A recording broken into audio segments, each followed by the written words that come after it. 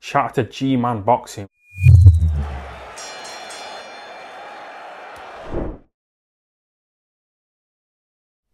Alright people, boxer promoter Ben Shalom came out today on TalkSport. He gave an interview and he stated the following, that it's his understanding, worryingly, that Amir Khan will not retire following his defeat to Kell Brook. Khan hinted strongly at ending his career after being comprehensively beaten by bitter rival last month, but now looks set to have a change of heart. That's interesting because Amir Khan immediately after the Kell Brook fight, and his face looked very battered and bruised. I haven't seen it that bad in a while. Don't think since the Danny Garcia fight anyway. But he kind of hinted that he'd have a talk with his family, his team. And he really did kind of hint at that stage that that was the end of Amir Khan. That was it. He was on his way out. He was done. Shalom, who promoted Khan versus Boxer and Sky, has confirmed the 35-year-old unfortunately does intend to fight on. One thing I've realised is that he's not going to stop fighting whether I give him the rematch or not, Shalom told TalkSport. He goes on to say further, that's up to him. He's a fighter. He knows what happened in that fight better than any of us. He won't stop. I'm convinced from hearing what the camp are saying, from what he's saying, he wants to continue. He feels like he got perhaps his camp wrong. That's up to him. I don't think the rematch is viable right now, but he wants to continue. Asked what happens if Amir Khan triggers the rematch clause, Shalom responded, look, it has to work commercially. Okay, people might think, oh, Ben's in trouble here. Honestly, we're alright. It has to work commercially. That's interesting. So, Ben Shalom basically saying that if Amir Khan does pick up the rematch, he's alright in that regard. I think maybe, does he have to pay Amir Khan a certain amount? Maybe he's saying, well, we can pay you this amount, but we're not going to make this amount. He's saying commercially. And I agree with Ben Shalom there when he says commercially, it's not a viable option.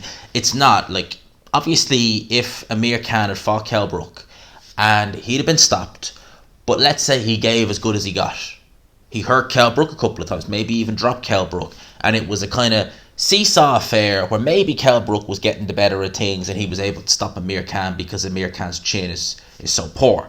If it had been something like that was really entertaining, that maybe the fans were yearning for a rematch, I'm sure Ben Shalom would say, come on back, Amir, let's put it on paper. In fact, never mind Manchester, let's do this in a big stadium. I'm sure he'd do something like that because he wants to make money, wants to get his brand out there, and definitely it'd be a viable option. But the way the first fight went, or the only fight, the way the fight went, it was so one-sided. It was so uncompetitive.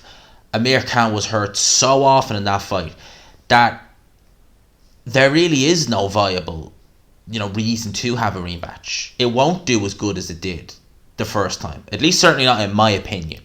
I mean, going into the first one, a lot of people, when it was originally talked about, were saying, it's past sell by date. But the closer we got to it, the more people like me and many others were actually getting excited for this fight, because it was like, well, it could be fun. But like Amir Khan saying there, or Ben Shalom saying that Amir Khan's camp went wrong, I mean, here's the thing, right? Bo Mecca was training Amir Khan. If Amir Khan had been looking that poor in sparring as he did in the ring, you would imagine that they would have looked for more time. Because Amir Khan, surely he would have sparred how he fought, and he looked poor, very poor in the ring. I'm sure he would have sparred like that, unless Terence Crawford, I know he's sparring Terence Crawford, unless Crawford really did just go into proper cruise control in them spars, maybe give Amir Khan the feeling that, okay, man, I've still got it. The only thing I can think of for Amir Khan is if he doesn't go for the Kell Brook fight, he may end up doing what he did in 2019. And that might be just go into Saudi Arabia, go on another one of them shows, where he's the headline and fight. Remember, he fought Billy Dib. That was a joke of a fight. But as I said several times, that card was a fun little card. It had Huey Fury against Sam Peters, Prince Patel against what was it, Michelle something, I forget his name, I forget the guy he fought, but he was a bantamweight guy for an IBO title. It was a fun little game. It was bizarre, but it was fun. It was on Channel 5 actually. It was on free to air. here in the UK anyway. So unless he does something like that, because he got paid handsomely for that. He got very handsomely paid for that show in Saudi Arabia. So maybe he'll look to do something like that again. Maybe he'd look to kind of almost go down, and it was a weird way, but kind of fight some kind of guys like your Adrian Granados, people like that, who at this stage they've seen better days, and you probably still give Amir Khan maybe just the edge over them guys, because those guys are shot to pieces as well. To give Amir Khan a few confidence building wins and maybe be able to try and say like, okay, he's had a fight or two, he's won them, now we'll do the Kell Brook rematch. I don't know. I'm sure for Amir Khan's point of view, I really don't understand why he'd want to carry on. You know, I guess he could, as Hatman would say, Amir Khan is a glasses half full kind of guy. He always looks for, and as you can see there what Ben Shalom said, he's saying that he got things wrong in camp. I'm sure Amir Khan in his head is thinking to himself, oh, the reason I lost this fight is because of this, and this. And I'm sure Amir Khan actually believes some of that, because he always does that. Even in some of his victories when he's not looked the best, there's always been a reason why in Amir Khan's mind he's not looked the best. As I said, when he lost to Canelo and got knocked out by Canelo was 187 pounds. You know, Canelo's gloves, they were, you know, I don't think he ever said they were illegal. And this was after the Fury Wilder Glovegate thing came out. Amir Khan commented that the MX gloves were the same gloves Canelo used that night, which they were. But look, Amir Khan is always looking for just something to shoulder the blow, you know, cushion the blow, whatever you want to call it. He's always looking for that. And it's a good thing, because Amir Khan's done great things in his career. He was knocked out in the first round by Bradis Prescott. Not just was he knocked out in the first round by Bradis Prescott, he was, 21 years old. That was his first ever headline of a pay-per-view, because that was on Sky Box Office, if you remember. And it was just one of them losses where you just... I mean, like, it's quite remarkable, really, when you think about it, that he was absolutely decimated in less than a minute by Prescott. And he was able to come back and have such a good career from that. You know, it really is it's quite impressive, really. And he wouldn't have done that without having a very strong will to win, strong mentally, determination, and always looking on the bright side of things. You know, he could take the Bradis Prescott fight and say, oh, well, it was this, it was weight drain, etc., and be able to move on. Albeit he never fought Prescott again, but he was able to move on with himself, where a lot of fighters would resign themselves like to defeat, and they'd struggle to get over that. That's a good thing, but at this stage now in Amir Khan's career, 35 years old, took a big beating against Kell Brook, he's had some hard fights even before Kell Brook. Danny Garcia took a load of punches. Maidana, even though he won the fight, that 10th round, touch and go, he could have got stopped. A different referee might have stopped that fight in that 10th round. He'd taken a beating in that round.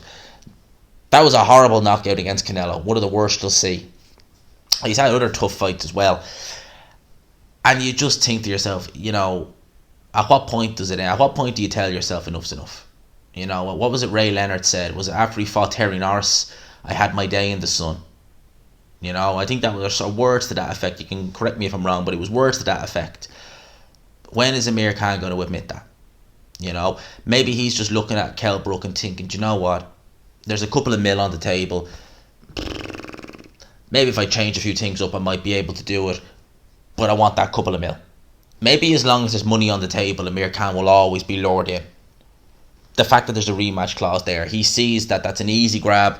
I can make X amount of money, and then I can go home. Then I can do whatever the hell I want. Maybe I'll just do it one more time. Now that could be it, I don't know. I personally hope Amir Khan stays retired. I'd actually look, say what you want to say, I wouldn't mind seeing Kell Brook call it a day as well. You know, I mean, Kell Brook's kind of hinted that he will fight on, but I wouldn't mind seeing him call it a day. But Amir Khan definitely. I mean, Amir Khan gave me some great memories. Funny guy, great fighter, tremendous fighter. But I don't want to say... if you think of it like this, right? Say he gets a couple of mil. Say he rematches Kell Brook and he gets a couple of mil and then he's able to retire. Will that couple of million be worth it 15 or so years down the line if from that fight you end up talking like that and saying, you know, I fought Danny Garcia and Canelo, Would it be worth it? Would having that million in the bank be worth that? I don't think it would.